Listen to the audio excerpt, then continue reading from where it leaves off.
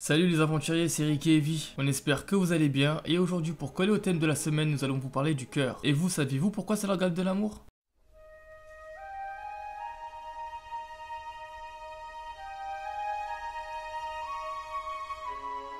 Dès l'Antiquité, l'organe cardiaque est considéré comme le réceptacle de la conscience et des sentiments. Dans l'Égypte ancienne, selon la cosmogonie memphite, on dit que le dieu Ptah aurait d'abord pensé le monde avec son cœur avant de le matérialiser par son verbe créateur. Pour les Égyptiens, le cœur est l'organe de la vie, de l'intelligence, de la pensée et de la volonté. Il est la part divine de chaque être humain et le témoin qui le jugera après sa mort. C'est pour cela que le cœur est laissé dans le corps lors de la momification, car quand le défunt apparaîtra devant le tribunal divin, c'est le cœur qu'on pèsera pour savoir si le mort peut oui ou non accéder à la vie éternelle. C'est la psychostasie ou la pesée du cœur. Le cœur est placé sur un plateau et sur l'autre est placée une plume de Maat, personnification de la rectitude. Anubis s'occupe de la pesée et Thoth enregistre les résultats. Si les plateaux s'équilibrent, alors le défunt est déclaré Maha-Heru, juste de voix ou justifié, et peut accéder à la résurrection. Des amulettes appelées scarabées de cœur sont placées dans les bandelettes des momies, gravées de formules empêchant le cœur de témoigner contre son propriétaire. Et dis-nous Rick, qu'en est-il dans les autres civilisations? Le cœur est l'organe central de la vie et pour les Chinois, il est au centre du corps et représente à la fois l'élément feu et terre. Dans l'hindouisme, les mouvements du cœur sont la réplique des mouvements de l'univers et l'organe est associé à la fonction productrice. Les Grecs et les Romains considèrent également le cœur comme le principe de vie par excellence mais ne lui attribuent pas de signification symbolique plus précise. Et en ce qui concerne l'étymologie, en indo-européen, la racine européenne du mot est KRD, qui a donné les mots celtiques kreis en breton,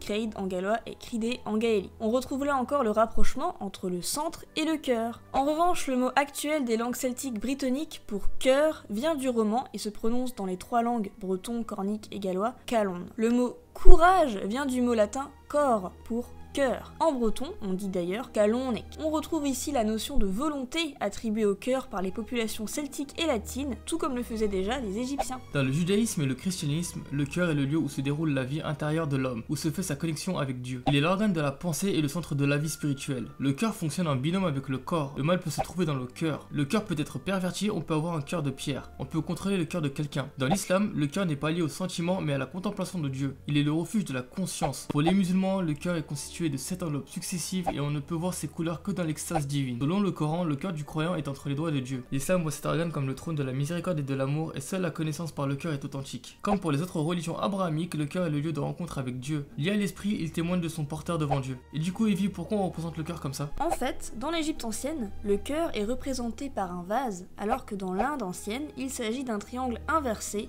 symbole de la Shakti, principe féminin de l'être. Dans la Grèce ancienne, on le représente sous la forme d'une feuille de lierre sans queue. La représentation stylisée que nous connaissons, inspirée par la forme grecque, apparaît entre le XIe et le XIIIe siècle en Italie. De nos jours, le symbole est universellement connu.